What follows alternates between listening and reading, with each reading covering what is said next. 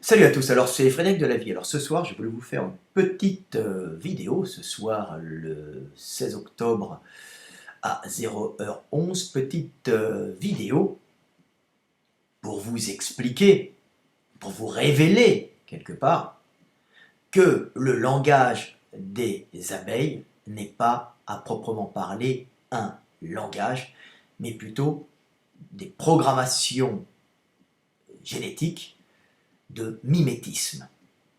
Donc je vais vous faire ce petit texte, je vais vous lire ce petit texte que j'ai fait, qui j'espère vous fera comprendre le fonctionnement de ces colonies animales, et pour vous montrer que ce que nous prenons pour un langage qui pourrait se rapprocher de plus ou moins loin d'un langage humain avec des indications de distance, des indications de lieu, ne sont en réalité que des programmations.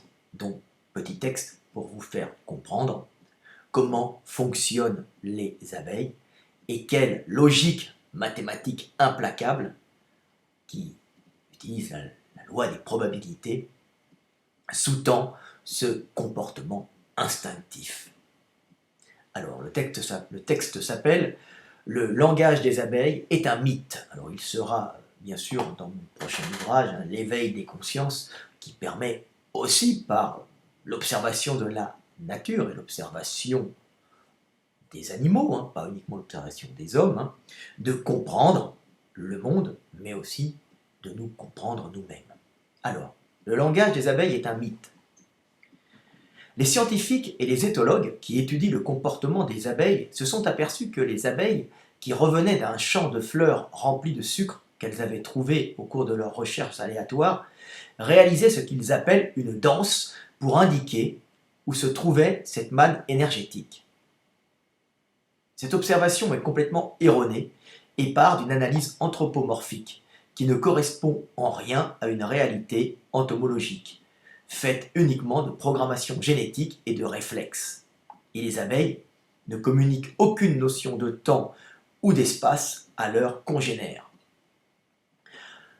En effet, les abeilles n'indiquent rien volontairement. Elles ont juste une programmation extrêmement efficace répondant à la logique des probabilités. Ces petits hyménoptères sont régis par une programmation extrêmement simple mais optimisant la recherche calorique pour la ruche, c'est-à-dire la recherche du champ de fleurs et la transmission involontaire de l'information directionnelle et qualitative de la calorie trouvée.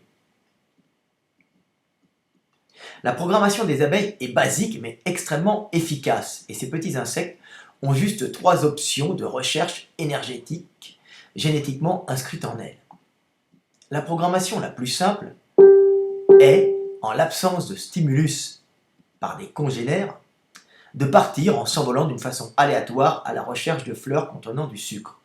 Et quand elles ont trouvé un champ, butiner les fleurs et rapporter à la ruche le sucre des fleurs qu'elles ont ingurgité pour nourrir les larves en leur régurgitant une partie, tout en ayant mémorisé d'une façon très sommaire l'itinéraire du champ de fleurs par la mémorisation de l'intensité lumineuse maximale correspondant à la position du soleil, donc à la direction suivie, et des masses plus ou moins sombres et colorées qu'elles ont croisées sur leur chemin, permettant ainsi d'affiner cette mémorisation. Arrivées à la ruche, elles se posent et réalisent leur programmation de nourrissage des larves, tout en se tournant d'une façon automatique vers la zone mémorisée pour repartir se nourrir, attirées instinctivement par le sucre du champ des fleurs découvert et conservant par ces danses la mémorisation directionnelle de la zone calorique découverte. En tournant d'une façon instinctive vers la zone de leur découverte énergétique, ce qui leur permet en premier lieu de conserver la mémoire directionnelle du lieu rempli d'énergie, elles indiquent la direction à prendre pour les abeilles qui les croisent. De plus, les molécules florales, les phéromones des plantes que transportent les abeilles, revenant d'un champ de fleurs, indiquent aux autres abeilles programmées pour reconnaître les molécules des plantes, les molécules des plantes les plus énergétiques, le type de fleurs butinées et par là la qualité énergétique du champ découvert. L'abeille, revenant à la ruche, a donc, sans le vouloir, indiqué à ses congénères la direction du champ de fleurs, mais aussi sa qualité. Les abeilles se dirigeant prioritairement, par programmation génétique, vers l'indication directionnelle fournie par une congénère croisée correspondant à la plante la plus énergétique. Et comme elles croisent plusieurs abeilles, elles suivront par reconnaissance des molécules végétales la direction de l'abeille ayant trouvé les fleurs les plus riches en sucre.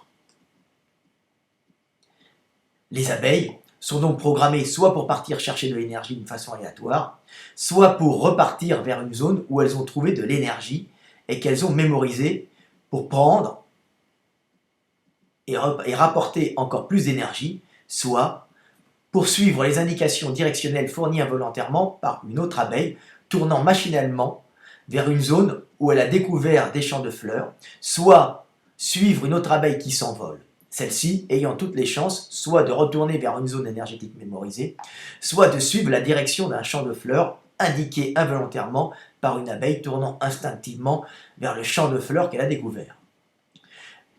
Cette programmation mimétique à aller dans la direction vers laquelle se tourne et s'envole une autre abeille permet en quelques heures d'indiquer à toute la ruche le lieu favorable à la récolte énergétique sans pour cela qu'il y ait un langage réel.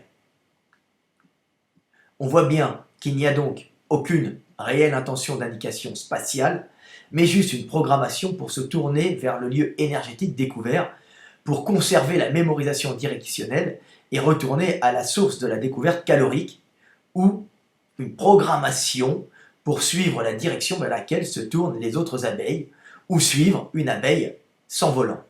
Celle-ci ayant de fortes chances soit de partir vers une zone calorique mémorisée dans un précédent voyage, soit de partir vers une zone calorique indiquée par une abeille revenant d'une recherche énergétique fructueuse. Tout ceci est juste affaire de programmation et de probabilité. Les abeilles ayant eu le plus de chances de survivre en se nourrissant et en rapportant de l'énergie à la ruche étant celles qui suivaient la direction vers laquelle se tournait frénétiquement une abeille qui revenait d'un champ de fleurs ou de suivre une abeille qui s'envolait plutôt que celle qui partait dans une recherche aléatoire. Il n'y a donc aucune indication de direction transmise intentionnellement, juste des programmations. Le langage des abeilles est donc un mythe de chercheurs en quête de reconnaissance et parfois de subside. Voyant de la volonté et de l'altruisme où il n'y a que de la programmation primaire. Donc voilà, petite vidéo pour vous expliquer en fin de compte que ce ne sont que des programmations et que, en fin de compte, des lois, des programmations basées sur les lois de la probabilité. Bien sûr, il se conservera des abeilles partant d'une façon aléatoire à la recherche de calories, mais elles seront moins nombreuses parce qu'elles ont moins de chances de survivre, car ça dépense trop d'énergie que de partir dans une direction sans connaître exactement le lieu où il y a de la calorie, donc on va dépenser beaucoup d'énergie, on va s'affaiblir et mourir. Donc les abeilles qui survivent le plus, ce sont les abeilles suiveuses, celles qui se tournent vers le lieu qu'indique non intentionnellement une abeille, puisque elle se tourne vers ce lieu pour elle-même, attirée par le sucre, elle a mémorisé ce lieu et elle se tourne vers ce lieu instinctivement. C'est des danses particulières, c'est-à-dire que les rayons des ruches ayant des fois, ou des ruches ayant des fois des obligations, n'étant pas forcément tous de la même inclinés de la même façon, l'abeille va indiquer, par exemple, si elle va mémoriser son chemin, continuer cette mémorisation. Elle a pas une cervelle, mais elle a un petit système nerveux qui ne mémorise pas grand-chose, une mémoire d'abeille. Donc elle va continuer à faire ces petites connexions synaptiques d'indication spatiale en, par exemple, se tournant la tête en haut dans la ruche, en tournant plusieurs fois, en allant plutôt vers la tête en haut si la nourriture se trouve vers le soleil, ou en se tournant la tête en bas si, par exemple, la nourriture, le champ énergétique, se trouve avec la lumière du soleil vers l'arrière. Ce sont que en fin de compte, des comportements extrêmement basiques, mais vous voyez qu'il y a une grande incompréhension des chercheurs dans le fonctionnement de ces petits hyménoptères et que ce qu'on a pris pour un langage n'est en vérité que des comportements programmés de mimétisme, hein. L'abeille est programmée pour copier, en fin de compte, pour suivre les autres abeilles et aller dans la direction que se tournent les autres abeilles, et il n'y a aucune intention volontaire d'indiquer un lieu pour une abeille qui rentre à la ruche. Il y a juste un comportement instinctif pour en fin de compte mémoriser avec leur petite connexion nerveuse, hein, continuer à maintenir en mémoire le lieu et la direction où se trouve le champ de fleurs, donc le champ calorique qui les fait survivre et qui fera survivre la ruche, hein. Et bien sûr, la plupart des chercheurs, ont beau être chercheurs, ont beau être des entomologistes, éthologues, hein, ils ont mis trop d'anthropomorphisme dans leur tentative de compréhension, alors qu'il n'y a que de la logique mathématique régie par la loi des probabilités. Le monde est merveilleux, le monde est énergétique. Quand nous comprenons le monde d'une façon énergétique, nous pouvons résoudre tous les problèmes.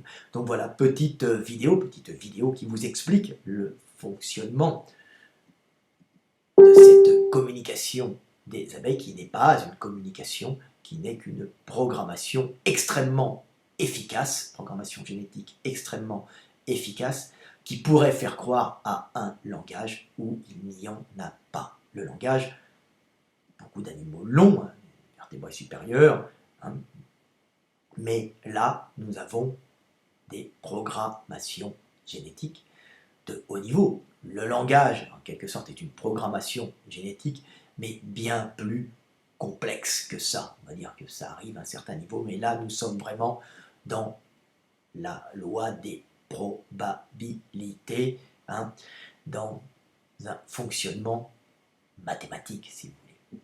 Allez, petite vidéo de Fred Delavier. J'espère que vous aurez compris comment fonctionnent les abeilles et qu'il n'y a pas de langage, il n'y a que de la programmation, et que la plupart des chercheurs se trompaient car ils essayaient de comprendre ce que voulaient indiquer les abeilles alors qu'elles n'indiquent rien.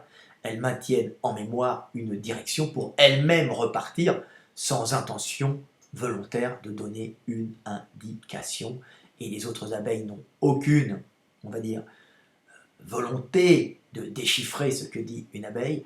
Une autre abeille, elles sont juste programmées pour partir dans la direction où se tourne, ou la direction où s'envole une congénère. Voilà, petite vidéo simple et efficace. C'est de la science, c'est du savoir. J'espère que vous comprendrez mieux le monde après avoir visionné mes vidéos. À bientôt.